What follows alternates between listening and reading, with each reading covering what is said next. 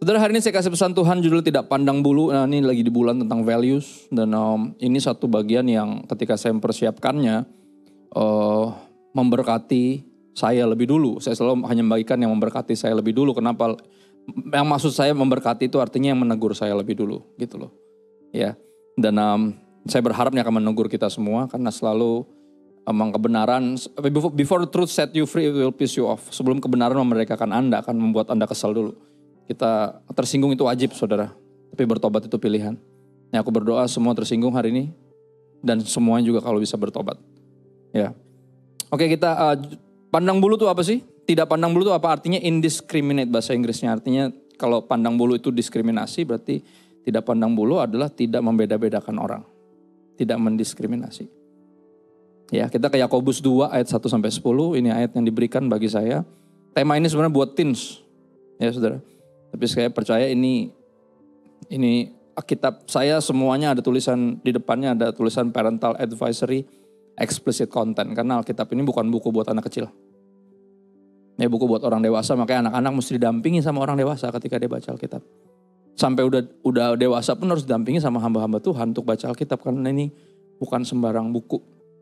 Ini firman Tuhan sendiri, kita harus didampingi ketika membaca kebenaran-kebenaran ini. Yakobus 2 ayat 1-10. Dikatakan demikian, saudara-saudaraku sebagai orang yang beriman kepada Yesus Kristus, Tuhan kita yang mulia. Janganlah iman itu kamu amalkan dengan memandang muka. Ini dia. Ayat ini aja sebenarnya udah bikin kita harus bertobat. Karena ini udah langsung di depan, langsung kayak gini sebagai orang beriman kepada Tuhan Yesus Kristus yang mulia. Janganlah iman kita ini amalkan dengan memandang muka. Jadi kita gak boleh sebenarnya diskriminasi. Apalagi sebagai orang Kristen. This is a very Christian thing untuk tidak pandang bulu, untuk tidak membeda-bedakan orang. Ya. Ayat 2, alasannya kenapa? Sebab jika ada seorang masuk ke dalam kumpulanmu dengan memakai cincin emas dan pakaian indah, dan datang juga seorang miskin ke situ dengan memakai pakaian buruk, dan kamu menghormati orang yang berpakaian indah itu dan berkata kepadanya, silakan Tuhan duduk di tempat yang baik ini. Sedang kepada orang yang miskin itu kamu berkata, berdirilah di sana atau duduklah di lantai ini dekat dengan tumpuan kakiku. Bukankah kamu telah membuat pembedaan di dalam hatimu dan bertindak sebagai hakim dengan pikiran yang jahat? Ini sesuatu yang di dalam. Gak ada yang tahu. Dan dengan kecenderungan hati kita yang kata Alkitab gak bisa dipercaya, ya hati itu lebih licik dari segala sesuatu, kata firman Tuhan. Jadi kita gak bisa trust our heart karena kita bisa sering kali ditipu sama perasaan kita sendiri, sama hati kita sendiri. Ini sesuatu yang di dalam, sesuatu yang di sini dan di sini. Gak ada yang tahu. Tapi gak ada yang tersembunyi bagi Tuhan. Makanya hari ini kita baca bagian-bagian ini, bagian yang menyebalkan karena ini kecenderungan kita. Kita cenderung membeda-bedakan dari yang terlihat. Mana yang kayaknya berhak lebih dapat penghormatan, mana yang enggak. Ya kelihatan bahasa Ibraninya tuh lancai dikit langsung gak dihormati. Ya, yang senyum artinya yang gak tahu tanya sama yang senyum, apaan tuh lancai? Kan gitu ya. Kumuh, bajunya biasa aja. Ya. Saudara, saya kalau pakai ini, kalau di gereja lain saya suka ditanyain mau kemana mas? Kalau saya pakai jas baru, oh pendetanya ya. Gitu. Tampang saya soalnya gak kayak pendeta, saudara. Ya, dan itu sebenarnya gak boleh terjadi. Ya, tapi itu gak bisa dipungkiri dari siapapun pernah dan kamu punya kecenderungan ini, saudara. Ya. Untuk membuat pembedaan dalam hati dan bertindak sebagai hakim dengan pikiran yang jahat, untuk pandang bulu, ngeri, tidak terhindarkan siapapun, termasuk pendeta. Ya, saya dengar kemarin kesaksian hamba Tuhan yang saya melayani di salah satu kota besar di Indonesia, dan dia bilang pertama kali dia pelayanan dia benar-benar melayani teman-teman marginal, benar-benar memulai pelayanan itu dari nol, dan dia ketemu teman lamanya yang sekarang udah jadi hamba Tuhan besar. Tanya, apa kabar lo? Sibuk apa sekarang? Gue pelayanan. Hah, lo jadi pendeta? Iya, gue juga. Wow. Itu pelayanan di mana? Gini-gini. Oh, di sini daerah sini. Melayani siapa tuh jemaatnya? Target ininya. Oh, ini yang ini gini. Waduh. Kok waduh? Kaget ya. Diwaduhin tuh kaget gitu loh. Ketika kita melayani jiwa-jiwa yang sama, cuman beda strata seolah. Terus dia bilang kayak gini, oke nanti kalau one day udah berkembang pelayanannya, kalau bisa jangan digabung. Jangan digabung apa? Ya, yang premium jangan digabung sama yang, ini kata-kata pendeta. Premium jadi gabung sama yang mana? Solar, Pertamax, mana? sama minyak tanah. Maksudnya, lihat ini keluar dari mulut seorang pendeta besar. Terpukul temannya. Dan dia tetap dengan visi Tuhan. Melayani yang kata pendeta besar yang satu lagi yang pernah sempat dia sharing visi awalnya dulu ketika memulai pelayanan. Dia bilang, wah kata-katanya dengerin, gak prospek. Ini dari mulut pendeta besar. Yang satu senior, satunya junior. Temennya sendiri dia ngomong kayak gitu, dia kaget. Tapi dia stick kepada visi Tuhan. Terus sekali lagi gak ada yang luput. Ini saya bongkar-bongkar aja nih.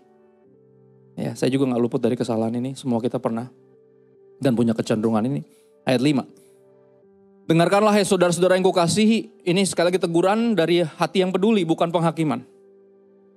Jadi jangan ngerasa dihakimi. Tapi harus tersinggung. Karena udah pasti sebuah teguran. Sebuah nasihat.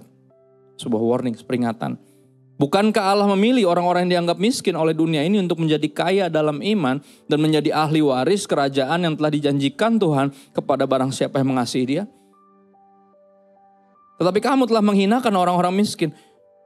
Bukankah justru orang-orang kaya yang menindas kamu dan yang menyeret kamu ke pengadilan? Bukannya selalu yang neken lu, justru yang merasa superior kan? Bukankah mereka yang menghujat nama yang mulia yang olehnya kamu menjadi milik Allah? Ini sebuah peringatan from the get-go akan lebih sulit untuk memberitakan kebenaran kepada orang-orang yang merasa superior.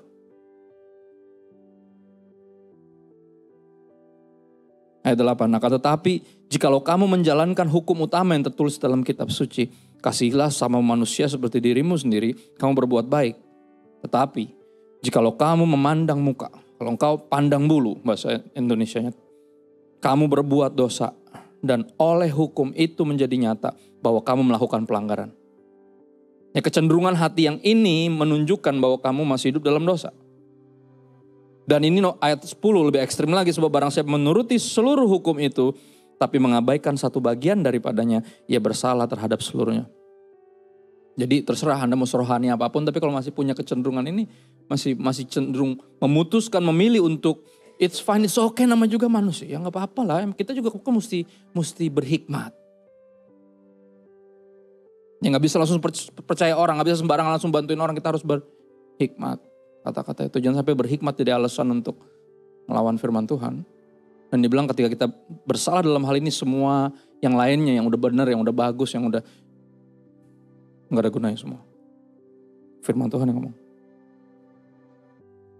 Yang ini yang ngomong bukan Yesus, tapi adanya Yesus. Ini bukan sekedar sembarang rasul, ini benar-benar adanya Yesus. Yang ngelihat kehidupan kakaknya sebagai firman yang menjadi manusia. Dan dengan berani dia bilang apa sekali lagi, kalau kita udah melakukan semuanya benar tapi gagal dalam hal ini, kelar. Makanya kita mesti bagikan. Mesti apa? Aku mesti bagiin ini sesuatu yang gak mudah, sesuatu yang mungkin jarang dibahas. Saudara, ini ada satu quotes dari saya, nanti akan saya ulang lagi di ujung. Ini akan jadi rangkuman dari apa yang saya bagikan. Kita memiliki kecenderungan untuk melakukan diskriminasi karena kita gagal melihat sesama manusia sebagai promise, sebagai janji. Tapi apa ada dua, kita cenderung lebih memandang mereka pertama sebagai, kalau orang susah sebagai problem. Kalau orang yang berada sebagai prospek. Ini alasannya kenapa kita melakukan diskriminasi. Kenapa kita memandang bulu. Karena kita kalau ngeliat orang tuh dua pendulumnya. Kalau yang menurut kita, sekali lagi, yang berada prospek mengatakan keuntungan, kalau yang satunya lagi problem mendatangkan kerusuhan. Ngeganggu. Dua-duanya kenapa? Karena kita self-centered. Tapi kalau kita God-centered, Christ-centered, kita akan melihat mereka sebagai promise. Sebagai janji. Dan hanya itu yang membuat kita berhenti memandang bulu. Ini yang saya akan bagikan nanti ke anak-anak juga, ke teens dan juga ke youth. Ya, ada goals, ada beberapa goals saya bacain anak-anak, supaya anak-anak mengerti cara menunjukkan rasa hormat mereka kepada orang lain. Karena semua manusia adalah makhluk yang diciptakan menurut gambar dan rupa Allah. Ini goals buat mereka. Tapi dimulai dari mana? Mereka melihat siapa? Anda, orang tuanya, memperlakukan sesama manusia seperti apa? Kita menghormati orang-orang yang menurut dunia ini layak dihormati doang, atau kita hormatin semua orang? Ya. Saya melihat almarhum ayah saya dan juga almarhum kakek saya sebagai dua pribadi yang selalu dekat sama siapa aja. Yang kalau lagi parkir di mana pasti ngobrol sama tukang parkirnya, sama sopir becaknya, tukang becaknya, ngobrol selalu. Asik, tiba-tiba udah akrab, tahu namanya, masalah keluarganya. Papa saya apalagi sampai doain orang, ayah saya. Dan teladan itu yang saya lihat. Puji Tuhan. Ya. Nah big points-nya adalah goals-nya itu tadi goals-nya. Semua manusia ini big points-nya. Semua manusia sama derajatnya di mata Tuhan. Kita semua berharga dan sangat dikasihi oleh Tuhan. Oleh sebab itu Tuhan menghendaki kita menghormati sesama kita. Dengan sama, tanpa diskriminasi atau tidak membeda-bedakan mereka. Ini ada beberapa hal, sudah ada 3 hal sikap yang menunjukkan rasa hormat kepada orang lain. Ini yang saya diberi tugas untuk membagikan ini kepada anak-anak teens dan juga teman-teman youth. Yang pertama adalah tidak menghina orang lain, terutama secara fisik. Karena mereka juga adalah manusia yang diciptakan menurut peta teladan Allah. Sama kayak Anda dan saya. Ya. Tuhan menghendaki kita menggunakan lidah kita untuk mengucapkan berkat bukan kutuk. Untuk say something nice. And say the truth. Nicely.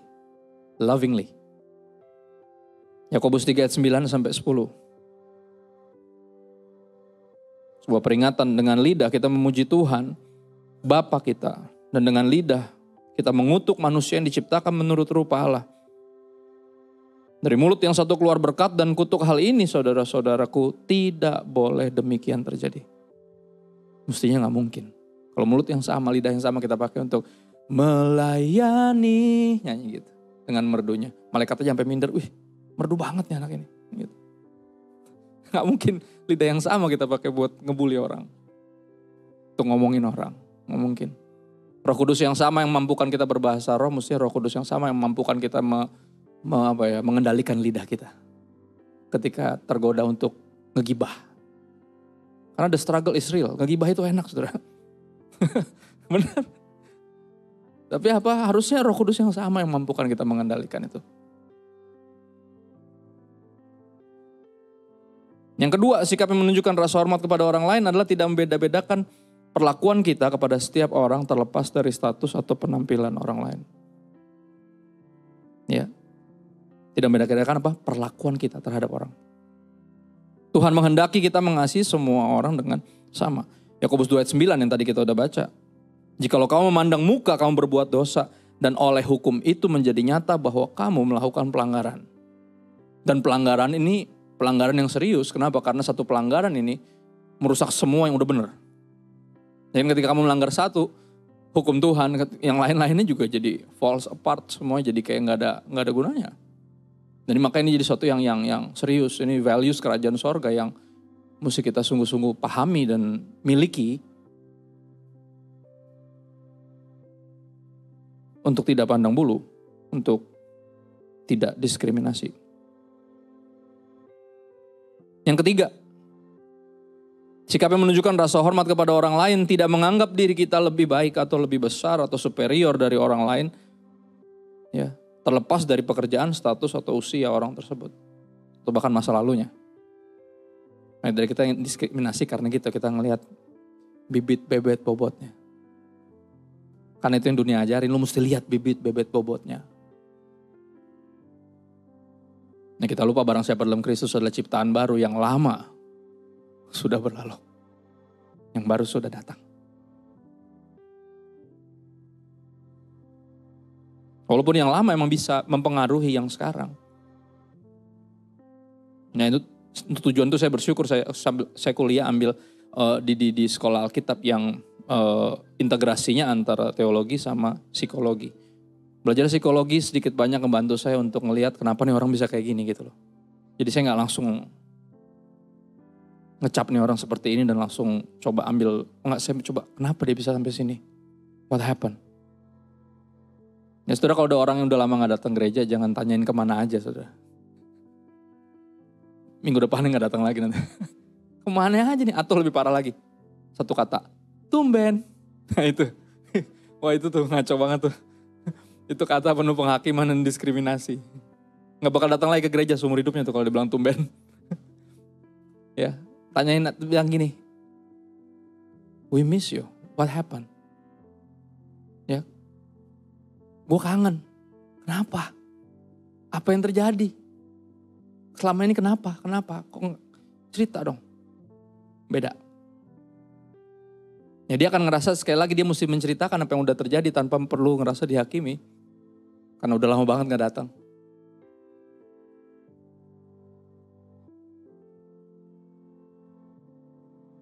Artinya apa? Tuhan menghendaki kita untuk merendahkan diri dan melayani orang lain. Kita ke Markus 10. Ayat 42 sampai 45. Dalam konteks murid-murid lagi ribut siapa yang terbesar di antara mereka. Ini kesekian kali mereka kegap. Bahasa Ibrani untuk tertangkap basah. Lagi membanding siapa yang lebih hebat. Siapa yang lebih besar. Ayat 42, tetapi Yesus memanggil mereka lalu berkata, kamu tahu bahwa mereka yang disebut pemerintah bangsa-bangsa memerintah rakyatnya dengan tangan besi. Dan pembesar-pembesar yang menjalankan kuasanya dengan keras atas mereka. Ya kalian tentu tahu kecenderungan manusia untuk kalau udah superior itu pakai kekuasaannya untuk lalim, semena-mena. Ayat 43, tidaklah demikian di antara kamu, tapi bukan itu. Kita diberi kuasa bukan untuk jadi penguasa. Yang gila kuasa. Menyalahgunakan kuasa. Bukan. Barang siapa yang ingin jadi besar di antara kamu, hendaklah ia menjadi pelayanmu. Dan barang siapa ingin menjadi yang terkemuka di antara kamu, hendaklah dia menjadi hamba untuk semuanya. Karena ini yang besar di mata Tuhan. Di mata manusia, enggak. Di mata Tuhan besar. Karena apa? Ayat 45, karena anak manusia juga. Kata Yesus, saya juga datang. Bukan untuk dilayani, melainkan untuk melayani dan untuk memberikan nyawaku menjadi tebusan bagi banyak orang. Dan dia datang, kalau kita ingat, humbly. Kenapa banyak yang gak percaya? Dinubuatkan di Yesaya 53, saudara. Kita habisin waktu kita di sini. Yesaya 53, ayat 2 sampai 6 dan ayat 12. Kita lihat pelan-pelan ya. Ini dinubuatkan tentang Yesus. Yesaya berarti, sebentar, saya lihat dulu. Yesaya itu bentar. Dia antara 700 apa 500 tahun sebelum Yesus, sebentar ya.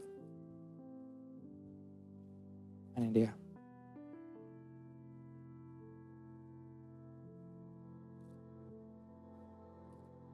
...740 tahun sebelum Yesus lahir. Dahsyat ya. Jauh banget. Udah dibuatin di Yesaya 53. Kita lihat ayat 2 sampai 6. Dibilang seperti ini. Sebagai taruk ia tumbuh di hadapan Tuhan dan sebagai tunas dari tanah kering. Artinya in desperate time she comes. Dia lahir dalam keadaan yang tidak baik-baik saja dari Israel. Yang udah sempat di dalam tanda kutip didiemin sama Tuhan 400 tahun. Gara-gara tingkah laku mereka sendiri. Tuhan ngomong gak pernah mau dengar, setiap kali nabi malah ada dibunuh mereka. Akhirnya Tuhan bilang ya udah kalau gitu. Daripada gue kirim lebih banyak, lu bunuh lebih banyak, diam. Ya. Sebagai tunas dari tanah kering. Perhatiin kata-kata ini, ia tidak tampan. Dan semaraknya pun tidak ada sehingga kita memandang dia. Dan rupa pun tidak sehingga kita menginginkannya. Humbly, regular person, not even good looking. Gak ada dari dia yang membuat kita tuh kayak, lucu ya nih anak gitu, enggak. Siapa yang bilang? Kita yang bilang. Makanya apa? Banyak yang gak mau dengerin karena apa? Terlalu biasa. Terlalu sederhana datangnya. Raja mah naik kuda, dia naik keledai. Terlalu biasa Yesus itu. Kenapa? Karena kita cenderung apa? Diskriminasi. Kita kalau ngeliat yang gini-gini yang biasa-biasa mana kita mau dengerin. Tapi Tuhan memutuskan untuk melakukan hal ini. Dia sengaja datang humbly. Bukan cuma itu ayat 3, ia dihina dan dihindari orang. Seorang yang penuh kesengsaraan dan yang biasa menderita kesakitan. Dia sangat dihina, bukan cuma dihina biasa. Sangat dihina. Sehingga orang menutup mukanya terhadap dia. Dan bagi kita pun dia gak masuk hitungan. Lihat tuh, kenapa? Kita cenderung diskriminasi. Kita cenderung pandang bulu. Makanya bahkan bagi kita pun dia gak masuk hitungan. Tetapi apa ayat 4? Sesungguhnya penyakit kita lah yang ditanggungnya. Dan kesengsaraan kita yang apa? Dipikulnya. Padahal kita mengira dia kena tulah. Dipukul dan ditindas Allah. Tetapi dia apa? Tertikam oleh karena siapa? Pemberontakan Anda dan saya. Dia diremukkan oleh karena kejahatan kita. Ganjaran yang mendatangkan keselamatan bagi kita, hukuman yang malah mendatangkan keselamatan bagi kita ditimpakan kepadanya. Padahal mestinya hukumannya buat siapa? Buat kita. Tapi ditimpakan kepadanya.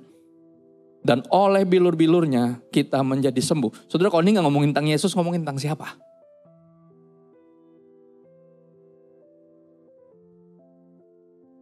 Sembuh dari apa? Nah ini dia. Yang kemarin saya baru isi retret, judul temanya itu healed. Artinya disembuhkan. Ya pembicaranya ada beberapa. Dan saya bagikan sesuatu yang saya tahu pasti gak akan dibagikan. Saya bilang sembuh dari apa? Itu dulu. Ya, ayat 6 bilang apa? Kita sekalian sesat seperti domba. Masing-masing kita mengambil jalannya sendiri. Artinya apa? Sembuh dari apa? Dari kesesatan. Salomo bilang apa? Jalan manusia itu lurus menurut pendapatnya sendiri. Tiap orang ngira dia benar. Makanya apa? Tuhan sampai mesti mati disalib hanya untuk menunjukkan itu gak benar. Ya, kita sekalian sesat seperti domba. Kita harus sembuh dari apa? Sembuh dari kesesatan. Dan di hari terakhir saya bagikan sembuh buat siapa? Kalau sembuh buat diri sendiri, gak ada gunanya disembuhin. Sembuhnya buat siapa? Ya, Pastor, Tuhan mau sembuhin saya gak ya? Bukan mau apa enggak? Tuhan bisa sembuhin gak? Bukan bisa apa enggak? Kalau mau sembuh, kalau lu sembuh lu mau ngapain? Itu pertanyaannya.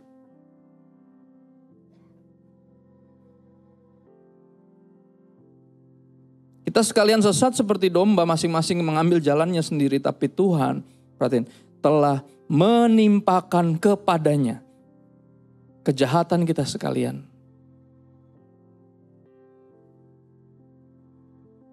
Saya tergoda untuk baca semua sebenarnya ini. Tapi kayaknya saya ada waktu. Ini kan sampai jam 9, masih ada sekitar 9 menit. Ayat 7.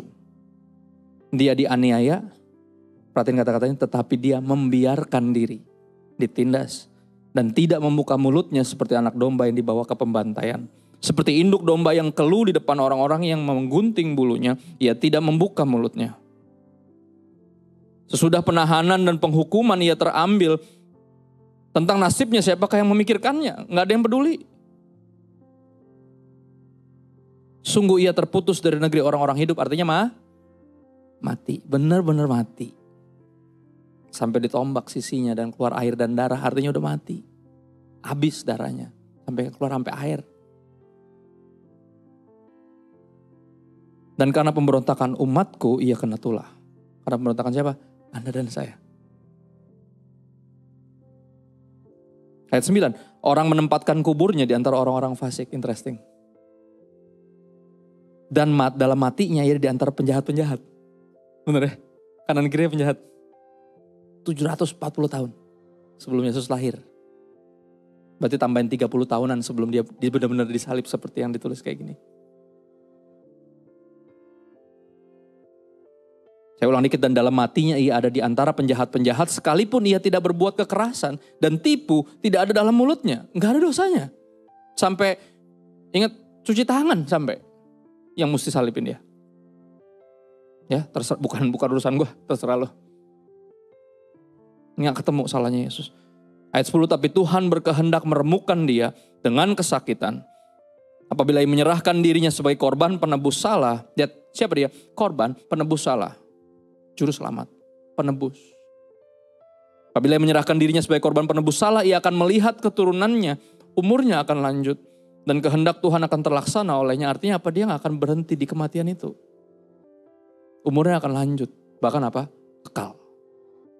Nah, dia bangkit dan apa? Hidup selamanya. Lagu Paskah.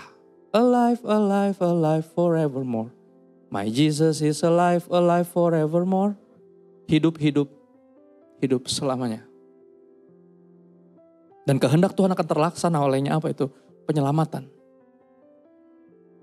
Dia mau kita diselamatkan dari kesesatan kita. Dari kecenderungan hati yang salah.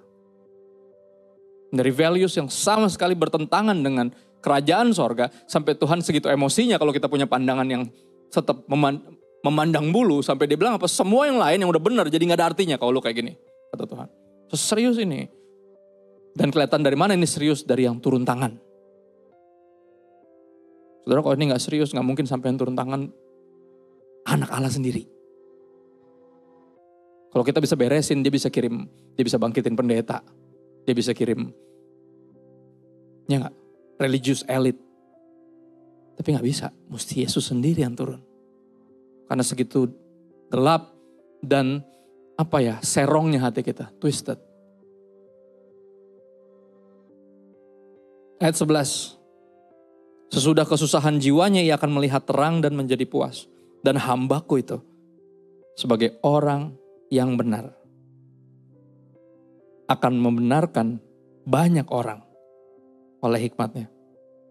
Dan kejahatan mereka dia pikul. Ayat 12. Sebab itu aku akan membagikan kepadanya orang-orang besar sebagai rampasan. Dan ia akan memperoleh orang-orang kuat sebagai jarahan, yaitu sebagai ganti. Karena ia telah menyerahkan nyawanya ke dalam maut. Dan karena ia terhitung di antara pemberontak-pemberontak. Sekalipun ia menanggung dosa banyak orang. Dan berdoa untuk pemberontak-pemberontak. Ayat 12 mengatakan bahwa gini. Hasil dari pengorbanannya adalah jiwa-jiwa. Jiwa-jiwa yang dibilang oleh Tuhan, aku akan membagikan kepadanya. Ya. Promise. Sesuatu yang dijanjikan. Nah sekali lagi saya tutup dengan quotes yang tadi yang udah sempat saya munculkan dan saya akan munculkan lagi. Ya kita memiliki kecenderungan untuk melakukan diskriminasi karena kita gagal melihat sesama manusia sebagai promise. Melainkan lebih memandang mereka sebagai problem atau prospek. But thank God for Jesus Christ. Tapi puji Tuhan buat Yesus. Pengorbanannya. Penderitaannya. Luka-lukanya. Darahnya yang tercurah. Nyawanya. Menyelamatkan kita dari apa? Dari kesesatan. Saudara pendeta yang pernah bilang kayak gini. Kalau Yesus sekarang masih ada sebagai manusia. Kayaknya gak ada yang undang dia khotbah. Satu, tampangnya biasa aja. Ya ganteng juga kagak. Tadi kita udah baca. Tidak tampan. Semaraknya gak ada. Ini orangnya cenderung kayak orang kena azab gitu loh. Kayak kena tulah gitu. Suwe mulu gitu. Kayak, ini orang gak diberkati nih kayaknya sama Tuhan nih. Itu dia. Secara duniawi. Khotbahnya keras. Ya. Nah kalau khotbah dia gak mau dipisah tuh. Anak-anak dipengen. Udah biarin. Jangan tahan anak-anak suruh kesini. Kan ribut ya kalau ada anak-anak rame gitu. Dan di pangku Yesus. Kalau khotbah maunya gitu. Udah jangan ditahan biar. Udah jangan di ruangan sini suruh kesini. Ya kemungkinan besar gak ada yang ngundang. Kemungkinan besar. Kenapa? Karena kita bengkok hatinya. Dan hari ini satu yang gak mudah bagi kita. Tapi gini, sesuatu yang indah. Dan kita tahu bukan kita yang mampu untuk mengubah hati yang diskriminatif ini. Pikiran yang culas ini. Yang mikirnya cuma diri sendiri. Dan saya melatih diri saya saudara. Orang akan bilang kayak Bapak juga kalau posting cuma sama yang terkenal doang. Saudara, saya posting sama yang terkenal kenapa? Bukan biar saya terkenal. Gak ngaruh. Cuman gini. Bukan karena saya memandang mereka berbeda. Bukan. Tapi karena Anda yang memandang mereka berbeda. Nangkap gak maksudnya? Kalau ada artis yang bertobat. Karena Anda ngefans sama tuh artis. Anda ikutan bertobat. Saya posting itu buat Anda bukan buat saya. Saya mah biasa aja kalau ketemu artis, biasa aja. Ya, karena manusia biasa kok. Yang punya masalah pasti. Yang pasti tetap perlu didoain pasti. Cuman Anda yang memandang mereka berbeda, makanya saya posting. Nggak banyak yang tahu saya balesin DM satu-satu. Dari cuma 120 orang sampai 208 ribu orang. Saya balesin satu-satu, kenapa? Karena saya nggak mau diskriminasi. Saya nggak mau memandang muka. Bahkan sampai akun bodong aja, tahu kan akun bodong? Yang gambar profilnya muka Naruto. Padahal nggak mungkin Naruto dia, right? Postingannya nggak ada, 0. Follow-nya banyak, terus akunnya di lock. Yang kayak gitu aja saya balas. Kenapa? Tapi kan tuh akun palsu, enggak akun palsu tapi adminnya asli. Ada orang di belakangnya. Ada orang yang untuknya Yesus juga mati. Ya ada teman saya seorang psikolog bilang, lu kalau kayak gini bisa mati muda lu. Semua orang lu seriusin, stres. Tapi gini, semua orang diseriusin sama Yesus. Ya kan? Satu orang gila yang kerasukan 2000 setan. Disamperin sama Yesus. Murid-murid hampir mati tenggelam di tengah danau.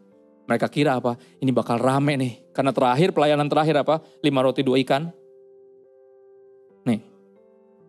Terakhir 5 roti 2 ikan, 20 ribu orang. Crowdnya. Dan mereka mikir kita hampir mati tenggelam nih. Ini pasti bakal lebih rame dari yang kemarin. Pas turun udah nyari, mana nih? Mana panitia penyambutan? Gak ada. KKR besar harusnya. Mana backstage kita mau touch up dulu nih. Hampir mati tenggelam tadi. Gak ada yang nyambut. Ada yang nyambut. Orang gila. Baru turun dari perahu. Langsung datang sujud. Ngoceh enggak. Menurut mereka enggak. Menurut Yesus tahu. Ya, mau ngapain kesini hai anak Allah yang maha tinggi. Mau nyiksa kita sebelum waktunya. Ini ngomong gitu. Wah gila nih orang nih. Kata Yesus enggak. Dia ngomong bener. Ini iblisnya yang tunduk di hadapan saya. Takut dia iblisnya. Tapi manusianya yang sujud. Karena tahu. Penolong saya datang. Pertolongan yang saya teriak minta tolong. Sambil mukulin diri pakai batu. He cry out for help and help is coming.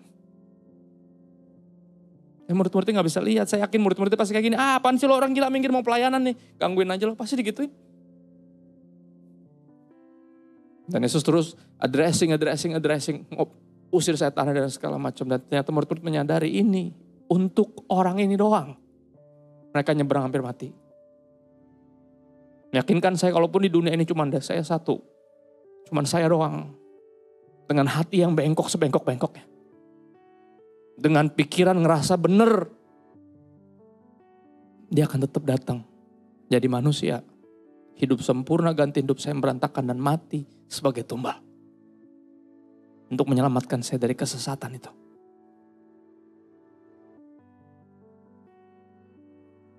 Nah, sekali lagi saya kutip apa yang Rasul Yakobus tadi katakan di awal. Dia bilang gini, saudara-saudaraku, brothers and sisters, sebagai orang yang beriman kepada Yesus Kristus Tuhan kita yang mulia, janganlah iman itu kamu amalkan dengan memandang muka. Bertobat hari ini, sungguh-sungguh bertobat.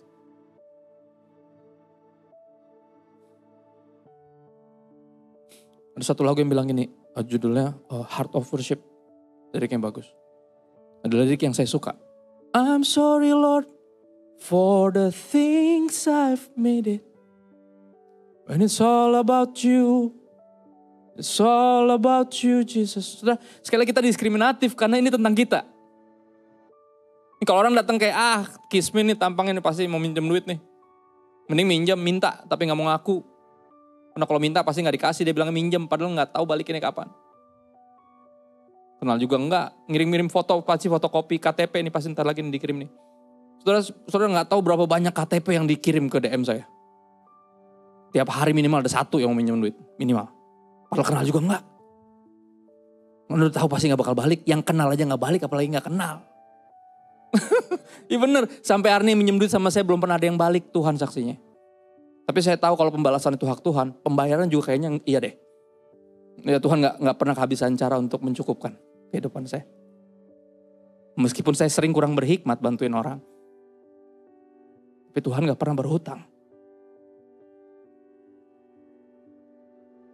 Karena kita self-centered, makanya kita ngeliat orang selalu antara sebagai problem atau sebagai prospek. Stop. We need to see them as Jesus saw them. See them as promise. Mereka ini orang-orang yang dijanjikan. Dan hanya dengan demikian kita bisa berubah values-nya. Sehingga memiliki value of the kingdom of God. Yang tidak memandang muka, tidak memandang bulu, tidak diskriminatif. Yuk kita berdoa sebentar. Yuk. Bersyukur Tuhan buat hari ini, makasih buat kehadiran-Mu. Walaupun secara mata jasmani kami gak bisa melihat Kau hadir, tapi suara-Mu sangat jelas di telinga kami. Firman-Mu sangat dekat di hati kami, meyakinkan kami bahwa Engkau hadir. Selalu bersama kami, gak tinggalin kami. Terima kasih buat kesabaran-Mu menghadapi kebengkokan hati kami dan kedablekan diri kami. Terima kasih buat Yesus, pengorbanannya, yang menunjukkan kasih-Mu yang tidak pernah berakhir. Dan biar cinta-Mu yang mengubahkan kami dari dalam. Menginsafkan kami, Roh Kudus insafkan kami. Dari kecenderungan untuk pandang bulu, untuk diskriminasi, ampuni kami. Karena selama ini kami self-centered, Roh Kudus bawa kami untuk Christ-centered, untuk fokus sama Yesus. Untuk jadi Kristen yang sejati, yang benar-benar berfokus sama Yesus. Dari Dia, oleh Dia, untuk Dia, bagi Dialah kemuliaan sampai selama-lamanya. Bantu kami Roh Kudus. Untuk jadi pelaku firman, bukan pendengar saja. Kami minta bantuan Roh Kudus kepada Bapa yang baik dalam nama Yesus. Amin.